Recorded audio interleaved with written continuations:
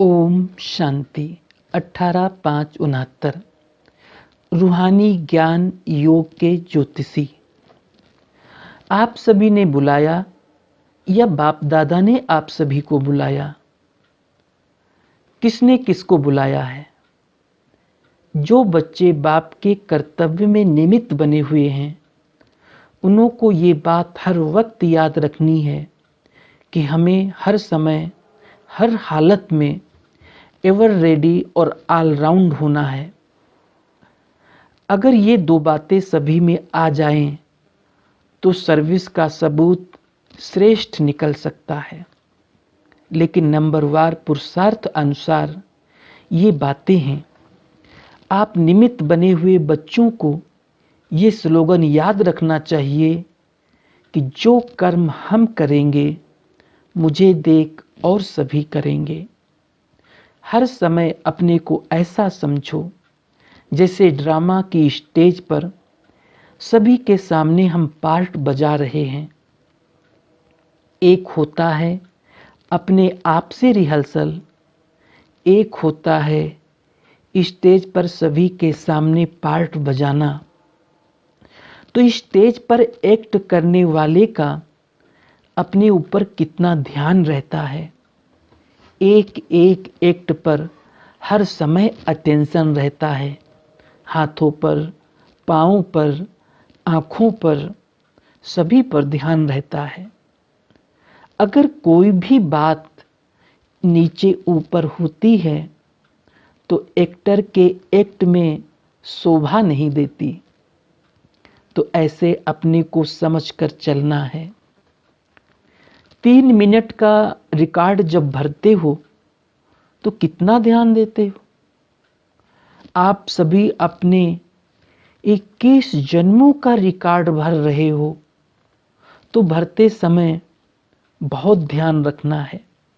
Record में जरा भी नीचे ऊपर होता है तो वो रिकॉर्ड हमेशा के लिए रद्दी हो जाता है। तुम्हारा भी 21 जन्मों के लिए सत्युगी राजधानी का जो रिकॉर्ड भरता है, तो वो रद्द ना हो जाए। रद्द हुआ तो फिर दूर हो जाते हैं। तो ये सोचना चाहिए, हमारे हर कर्म के ऊपर सभी की आंख है। एक्टर्स जब देखते हैं कि हमको सभी देख रहे हैं, तो खास अटेंशन रहता है। कोई देखने वाला नहीं होता है तो अलबेलापन रहता है।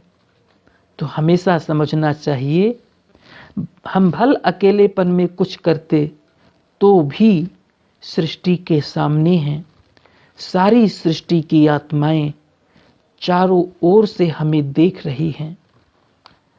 अगर एक एक फूल ऐसा संपूर्ण और सुंदर हो जाए तो इस बगीचे की खुशबू कितनी फैल जाती। लेकिन क्यों नहीं फैलती? उसका कारण खुशबू के साथ साथ कहां कहां बीच में और बातें भी आ जाती है। भले खुशबू कितनी भी हो, लेकिन खुशबू से भी जल्दी फैलने वाली बदबू होती है, जो जरा सी बात सारी खुशबू को समाप्त कर देती है। अविनाशी खुशबूदार, जिसको सदा गुलाब कहते हैं। एक होता है सदा गुलाब, दूसरा होता है गुलाब, तीसरा होता है रूहे गुलाब। पहला नंबर है रूहे गुलाब। वो रूह की स्थिति में रहता है और रूहानी रूह के हमेशा नजदीक है। ऐसे हैं रूहे गुलाब। और दूसरी क्वालिटी जो है, वो फिर सर्विस में बहुत अच्छे रहते हैं। बाकी रूहानी स्थिति में कमी है। सर्विस में धारणा में अच्छे हैं, संस्कार शीतल है। खुद अपने को क्या समझते हो? किस नंबर का फूल समझते हो? कांटे तो यहाँ हो भी न सके। हैं तो सभी गुलाब, लेकिन गुलाब में भी फर्क है। जो रूहे गुलाब होंगे, उनकी क्या निशानी होगी? आप लोगों को मस्तक की रेखा परखने आती है? ज्योतिषी बने हो व नहीं?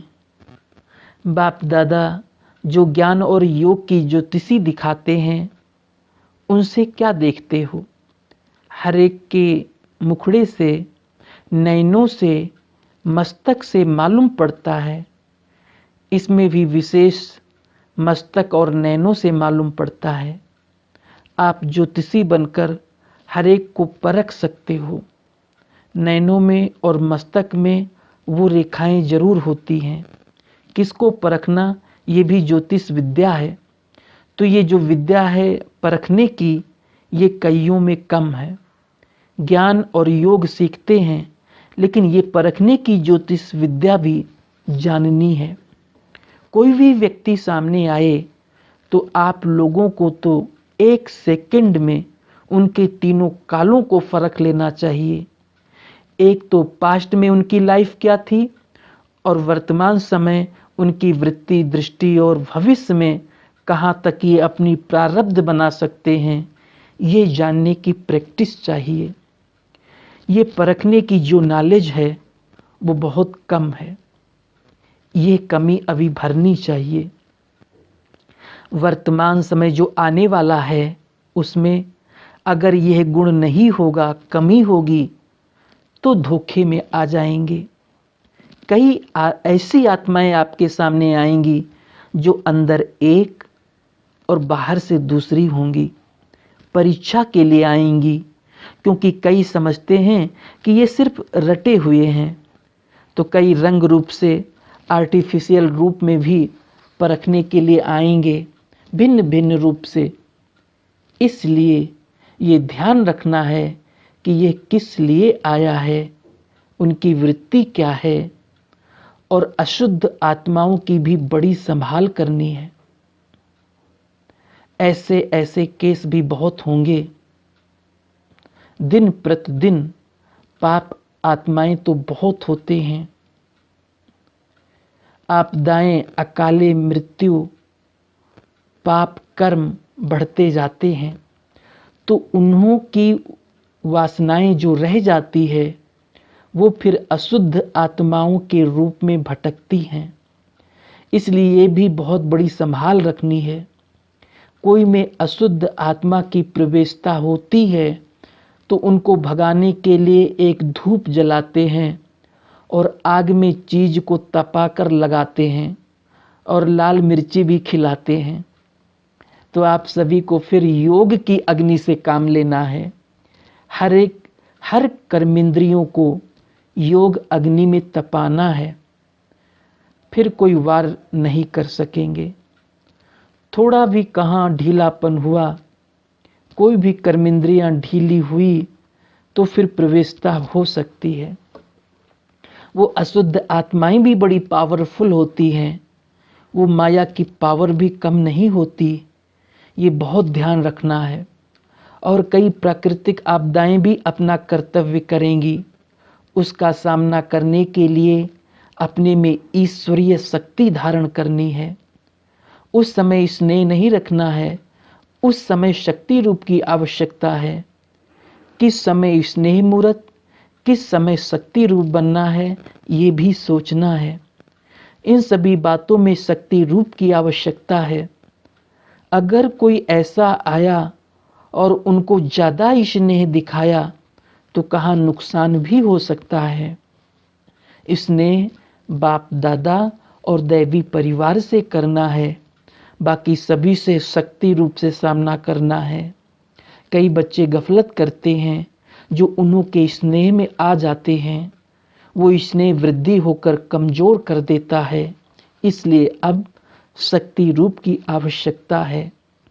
अंतिम नारा भी भारत माता शक्ति अवतार का गायन है। गोपी माता थोड़ी कहते हैं, अब शक्ति रूप का पार्ट है। गोपिकाओं का रूप साकार में था, अब अव्यक्ति रूप से शक्ति का पार्ट है। हर एक जब अपनी शक्ति रूप में स्थित होंगे तो इतने सभी की शक्ति मिलाकर कमाल कर दिखाएगी। यादगार रूप में अंतिम चित्र कौन सा दिखाया हुआ है? पहाड़ को अंगुली देने का। अंगुली ये शक्ति की देनी है। इससे ही कलयुगी पहाड़ खत्म होगा। इसमें हर एक की अंगुली की दरकार है। अभी वो अंगुली पूरी रीति नहीं दी है। उठाते जरूर हैं, परंतु कोई की कभी सीधी, कोई की कभी टेढ़ी हो जाती है। जब पूरी अंगुली होगी तब प्रभाव निकलेगा। एक जैसी अंगुली देनी है। इस कलयुगी पहाड़ को जल्दी अंगुली देकर फिर सतयुगी दुनिया को लाना है।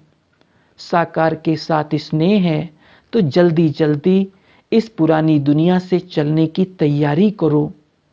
आप कहेंगे अभी सर्विस कहाँ हुई है, लेकिन सर्विस भी किसके लिए रुकी है? अगर आप हर एक शक्ति रूप में स्थित हो जाओ तो आपके जो भूले भटके भगत हैं, ना चाहते भी चकमक माना चुंबक के आगे आ जाएंगे। देरी नहीं लगेगी। अच्छा, ओम शांति।